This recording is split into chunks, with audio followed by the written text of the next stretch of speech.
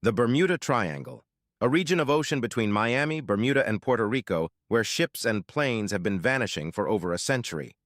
In 1945, Flight 19, a group of 5 Navy bombers took off from Fort Lauderdale for a routine training mission. The pilots became disoriented. Their compasses malfunctioned. The last transmission was, quote, "We are entering white water. Nothing seems right." All 5 planes vanished. The rescue plane sent to find them also disappeared. 14 men gone in an afternoon.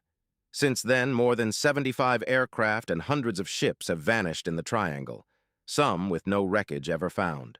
No distress calls, no oil slicks, nothing. 5 planes and 14 men just gone.